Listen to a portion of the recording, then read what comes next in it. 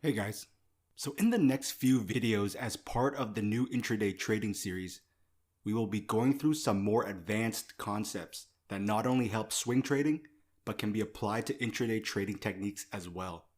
Again, we want to state that intraday trading involves a higher level of risk as it is more fast-paced and does not follow the traditional rules we have established in this course.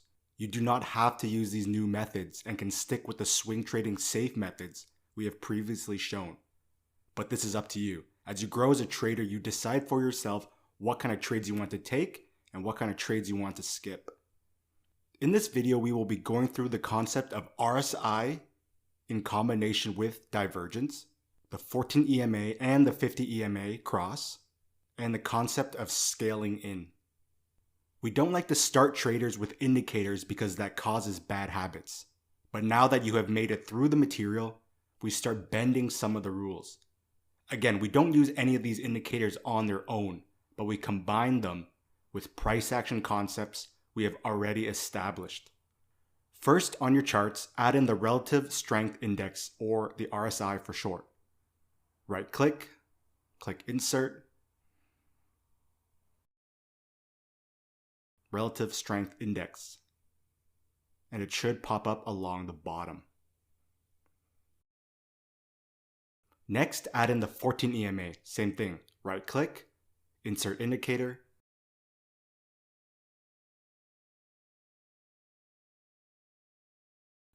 Moving Average Exponential, and make sure you have it set to 14.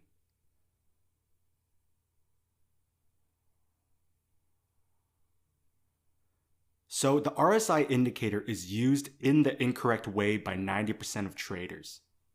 What most traders use it for is by using it as an indicator of overbought or oversold levels, meaning they use it to try and spot reversals. As you can see, when this line crosses this horizontal line, it is an indication of overbought territory. So they believe price should reverse. When this line crosses oversold territory, they believe price should reverse upwards. This looks picture perfect right now, but that is because you don't know where the top or the bottom is in that particular moment when the RSI crosses. The problem with using the RSI indicator like this is that in a trending market, price can stay overbought and oversold for a very long time, meaning you'll get a lot of fake signals from the RSI indicator. So we figured out a way to use it in a discretionary fashion, which is through divergence, but not in the way you think. So divergence is when there is a discrepancy between price and the indicator. So at these 2 points here, price is making a lower low, where on the indicator, price is making a higher low. And then as you can see, price reverses upwards. At the top here, price is making a higher high, where on the indicator, price is making a lower high, and it reverses downwards. Down here, price is making a lower low, where on the indicator, price is making a higher high.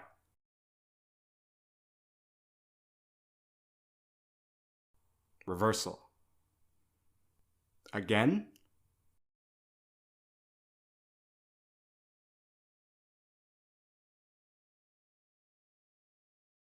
And again.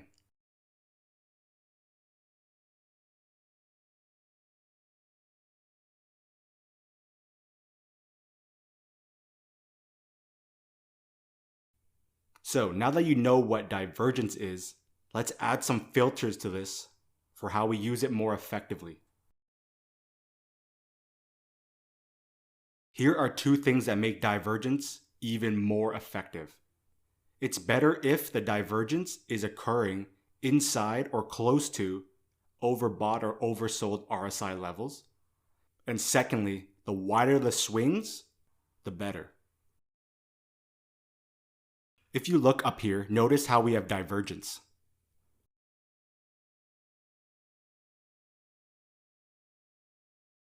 This is a tight divergence. Notice how close together price is.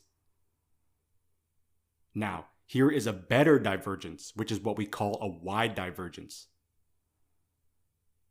This gives us an early indication of a possible trend change. So now, let's layer on some price action on top of this.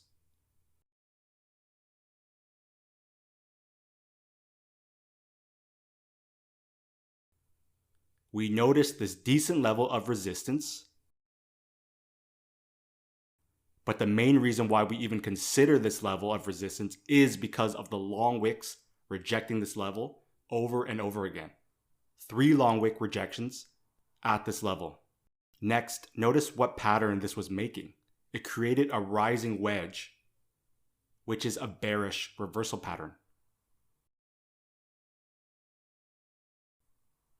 So all of this is great, but still it does not qualify an entry. Because as always, we need some kind of breakout to show that momentum has started. So let's jump to the 4-hour. Here on the 4-hour, once this breaks, as always, we have no idea what comes next. We just know that this is going down. So as always, in situations like this, you have 2 options. If you're aggressive and you just want to jump into it right away because you don't want to miss the trade, you would set your entry on this momentum candle, and you want your stop loss to be protected in case of a pullback. So you want to keep it above the 50 EMA.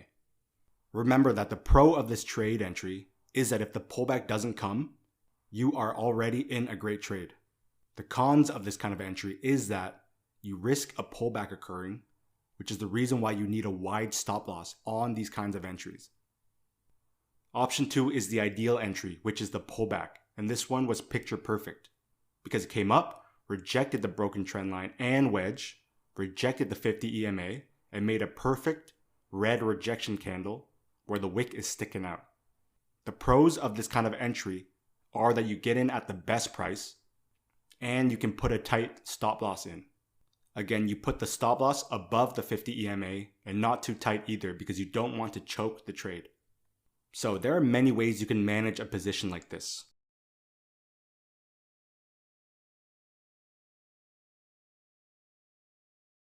One, you can set a 1 for 2 or 1 for 3 risk reward on this with an automatic close.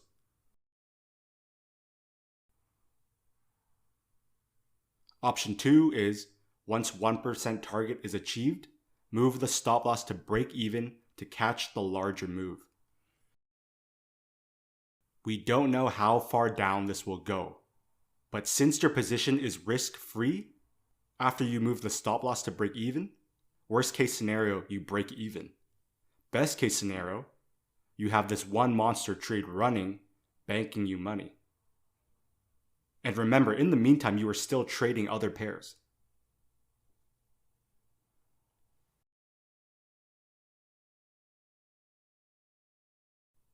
Now, here is how we take this trade to the next level.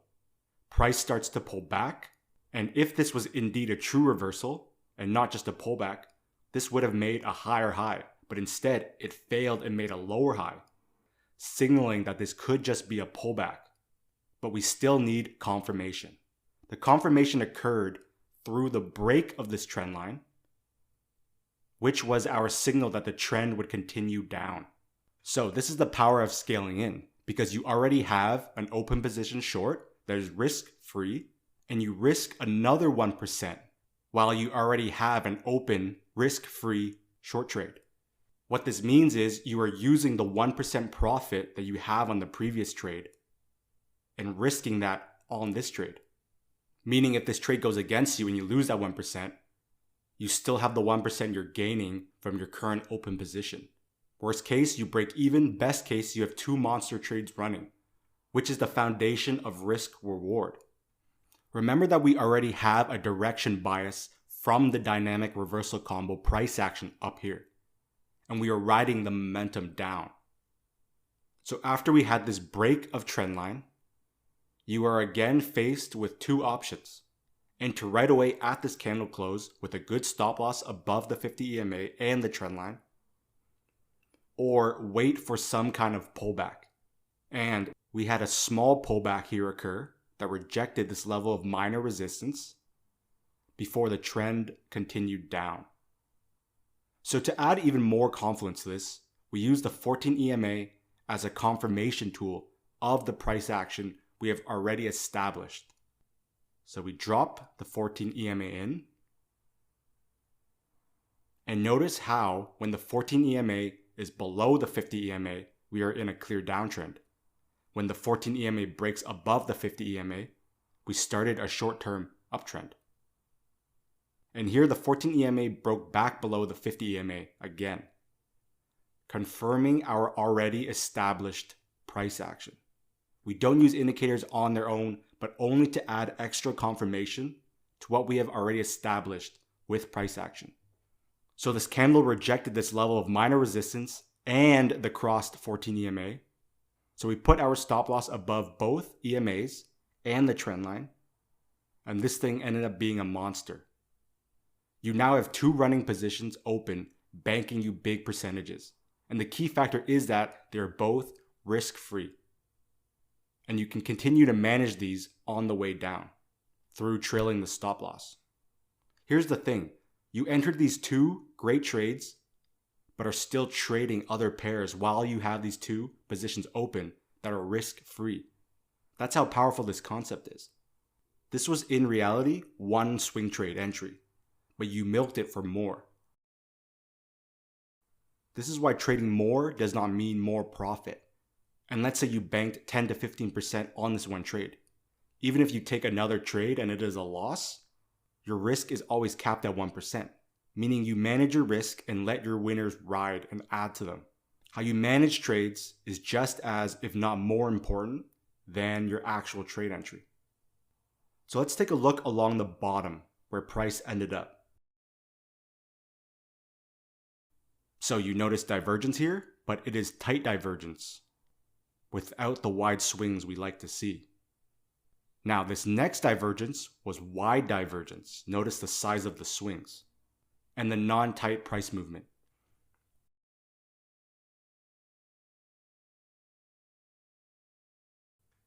It also occurs right at a level of support, which had multiple rejections in the past,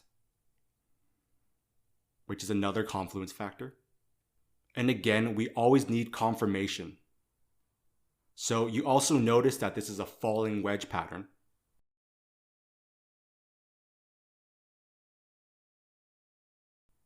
And the reversal is confirmed through the break of the wedge and making a higher high.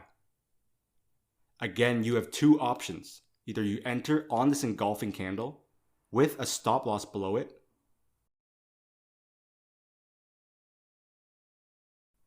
or you wait for a pullback, and as you can see, the pullback never came because of the huge bullish momentum. You always have 2 choices. Also, you notice this level of resistance here. So once price gets there, you move your stop loss to break even in case price pulls back. And now you have another risk-free position, and you can start trailing your stop loss up. This is specifically why signals don't work, because all traders are different in their decision making, in terms of where to enter, how to manage their position, but more importantly, their risk tolerance and current running profit. Meaning, let's say you just banked 10 to 15% on a massive trade. You might feel more confident and jump into the next trade with the breakout engulfing candle without waiting for a pullback. Again, you're only risking 1%, so your risk is capped. Let's say another trader just came off of a loss on some other trade. So when they spot this one, they want to wait for a more secure entry, meaning waiting for the pullback, as they probably wouldn't want to trade the aggressive breakout. All situations are different for all traders. Trading takes discretion, and you should use everything we've taught you to develop a style of trading that suits you best. So let's do this again, but to show you something even better. Now, weekly divergence doesn't happen often because of how long weekly candles take to form. But when you do get weekly divergence, those trades have the potential to go on and become monsters. Look at this up here. We have a very wide divergence on the weekly time frame, but we also had momentum candles, which we didn't like. But as always, we need to confirm this divergence on the lower time frames for an entry.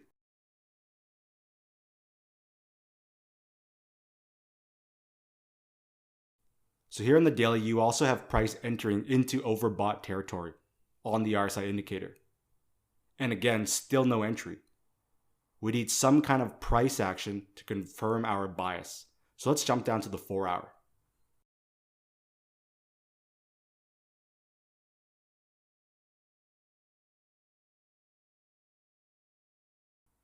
Here in the 4 hour, we also had divergence.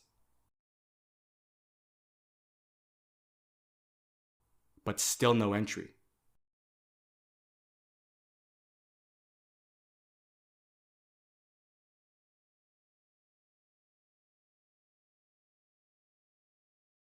The entry occurred through the break of the trend line and the pullback to reject the 50 EMA, and more perfectly, the fact that the 14 EMA crossed the 50 EMA right at the pullback, which further confirms our analysis.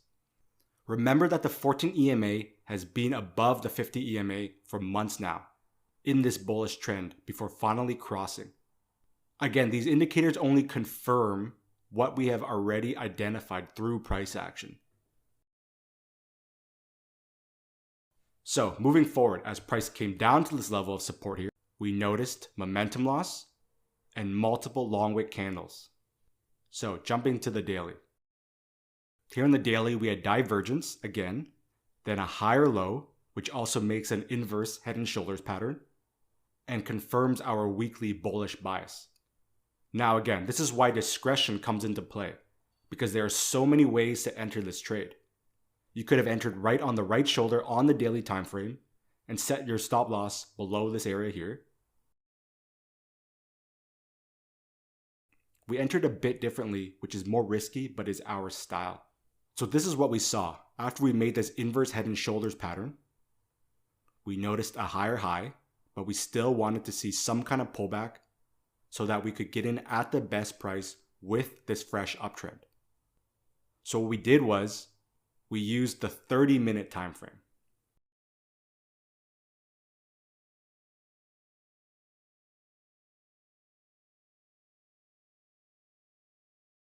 And as you can see, this is where the pullback downtrend is occurring. Once price broke above the 50 EMA with a momentum candle, and then the 14 EMA crossed, we took a trend following trade with a wide stop loss for 1-for-1. This is not something we suggest, but is a very discretional trade entry, meaning we gauged all factors and decided on a move that best suited this situation. So let's jump to the Euro Aussie to discuss why we have had this on our watch list. As you can see, we had daily divergence down here, right before the trend change. So jumping to the 4 hour. As confirmation, you had a break above the 50 EMA, the 14 EMA crossed the 50 EMA, price pulls back to reject the 50 EMA, not with a long wick candle, but with a bullish green candle, and it bounces. This would have been a good quick intraday trade. So here's another trick. If you didn't like this candle here as a rejection, go down to the 1 hour time frame and wait for a break of this short-term trend line to confirm that this pullback is over. So here we are right now.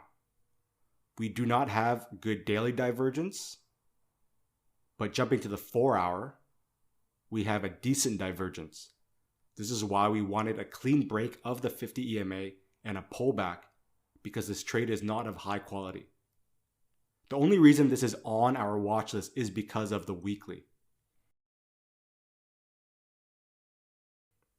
We had a long-term trendline break and are coming up to this level of resistance, but the daily and 4 hour time frame does not have good price action.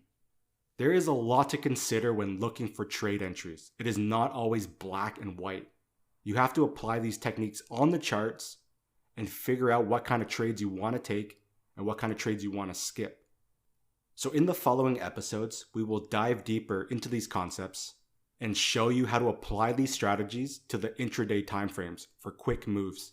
These trades will be riskier, but present more trading opportunities on an ongoing basis. So thanks for watching, and I'll see you in the next episode.